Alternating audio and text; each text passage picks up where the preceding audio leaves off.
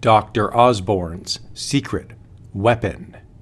General Bollinger heaved his huge bulk out of his chair and pounded the table savagely. "Dr. Osborne," he snarled, "you talk just like the other civilians. I don't know what your background is, but we of the Army know only one way to treat an invader, to drive him from American soil."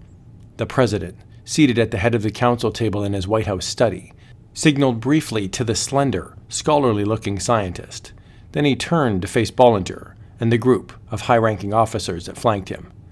"Let's get one thing straight, General," he said. "Dr. Osborne is a perfectly loyal American. His family fought in every war since the Revolution.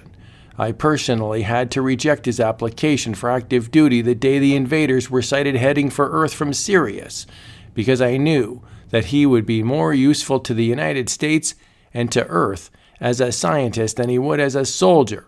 "May I interrupt, Mr. President?" asked Osborne. At the president's nod, he turned to General Bollinger. "General," he said earnestly, "this is not a question of personalities. Everybody here knows that you are our greatest military leader on Earth. But, unfortunately, purely military methods won't work against the Syrian invaders. Just review the situation. Less than 6 months ago, they landed in St. Louis and the area around that city. Since then, we haven't been able to stop them, no matter what we've tried. They've spread all the way to the Alleghenies and westward right up to the foothills of the Rocky Mountains. We've been defeated in everything we've tried to do." "Sure," growled Bollinger, "because there are too many civilians in our defense effort. This is the year 2051. The U.S. has almost 300 years of military knowledge and achievements behind it. I say that if the Army was allowed to make atomic weapons right up to capacity, we'd soon drive these monsters off our planet." As Dr. Osborne began to speak, the president held up his hand. "No, General, I have reached a decision. Effective immediately, all factories still functioning in the United States will be under Dr. Osborne's direct orders. He is responsible only to me. As he has tried to explain to you, he has developed a blanketing ray which will effectively stop all atomic explosions and atomic motors within its path. Our only hope at this moment is to turn out as much equipment as we can, to set up barriers around the invaders so that nothing they fire at us will pass through this barrier. I am convinced that Dr. Osborne's plan is sound. That's all, gentlemen." "But, Mr. President," cried Bollinger fiercely, "even if this idea works, it'll stop us just as effectively from getting at the invaders. Our atomic-powered planes won't be able to fly over their territory, and our atom shells will stop dead the minute they hit the blanketing barriers. It'll be a complete stalemate." The president nodded. "That's right. But," he smiled grimly, "maybe it won't be a stalemate for long." He rose and left the council room. For the next 6 months, while the invaders were consolidating their positions for a new and more terrible assault which would conquer the entire country, the factories of the United States worked day and night to take advantage of their short reprieve. The day came when all the atom blanketing ray machines were in place. The mechanisms, projecting their deadly rays, formed an impenetrable wall through which no form of atomic energy could pass. General Bollinger and the other professional soldiers continued to grumble at Dr. Osborne and his scientists, but the civilian experts seemed confident to confine the invaders within their section of the country, even at the cost of making any counterattack by the United States forces impossible.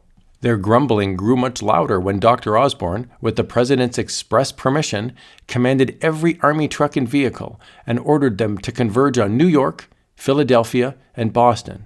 "You must be crazy," shouted Bollinger. "The enemy is in the central section of the country, not on the Atlantic seaboard. Are you planning to attack our own people now?" "No," Osborne shook his head. "I can't tell you what we've got in mind, General, even though you're the head of our forces, because if I did, I'm sure you'd think I'm crazy. But I know my plan will work, and the President knows it too." The American troops who manned the trucks and transport vehicles were perfectly happy to follow Dr. Osborne's orders after a year of futile combat, alternatively falling back en route before the Syrian invaders, then idly speculating when the next attack would come. They welcomed a change of assignment. Even the mysterious orders they received to assemble the contents of every specifically indicated museum in the 3 cities, and all the books of certain and carefully chosen publishers were a novel and happy change. They even exchanged feeble jokes as they packed cartons and crates on the trucks. Several weeks later, Dr. Osborne sat in General Bollinger's headquarters and passed a couple of books across the table. "Read these, General," Osborne said tersely. "They're going to win the war for us." Bollinger glanced at the titles and snorted contemptuously. "These?" he demanded. "Handbook of Rifles dated 1951, and this one, Annie Oakley, the greatest trick shot of all times? She's been dead for 150 years. What's this all about, Doctor?" He threw the books back on the table. "I don't even have time to look at the others. I imagine they're all about the same. You're out of your mind. These things are manuals telling how to fire and handle old-time explosive bullet rifles that fired 1 shell at a time. We don't use weapons like that these days. Our modern rifles are fire streams of atomic energy that spread out in a fan and burn everything in front of them." Osborne nodded and smiled grimly. "Right. I might also want to look at this." And he handed the general a copy of Ancient Airplanes of the Period of 1920 to 1950. As Bollinger threw the book down on the table, Osborne continued, "You might be interested to know that every flyer in your forces is now studying a copy of this book, and every foot soldier is studying the other books on rifles. With the authority from the President, I'm also taking command over all armed forces until we've driven the invaders out. Then I'll return to my laboratory, where you can take over the army again." Before Bollinger had stopped sputtering, Osborne had risen and left the room. The busiest section of the army during the next few weeks was the Quartermaster Corps, which had the task of collecting all atomic weapons rendered useless by Dr. Osborne's ray, and replacing them with the oddest collection of weapons ever seen by any army in history. When each regiment was re-equipped with arms, one man found himself with an M1 rifle alongside comrades carrying a Springfield .03 and a Revolutionary War muzzleloader. The President and Dr. Osborne, seated in an ancient gasoline-powered helicopter which had been found in a museum in Philadelphia, hovered over the fighting area and watched the newly equipped American troops march right through the atom-blanketing rays. They loaded their odd collection of weapons, looted from other museums, and happily fired at the cowering Syrian invaders, who frantically and vainly attempted to use their atomic weapons in defense. As the 2 leaders watched the invaders being driven into a smaller and smaller compass, an equally strange collection of antique airplanes found in museums and old farm hangars and fueled with gasoline, which they had refined according to the ancient processes in use in 1950, roared over the Syrian camps. Dropping high explosive shells, which possessed nothing like the destructive power of atomic bombs, they still managed to effectively blast the Syrian equipment to fragments.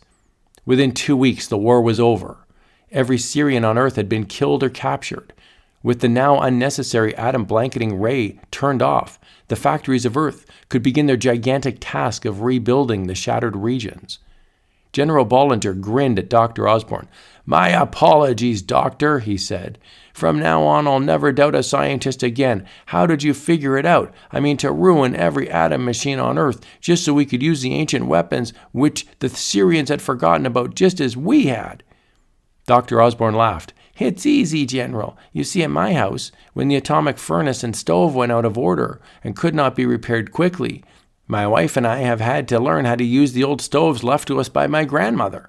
I simply figured that if an old-fashioned stove would work without atomic energy, there's no reason why any other old-time apparatus wouldn't work once all atomic energy were neutralized."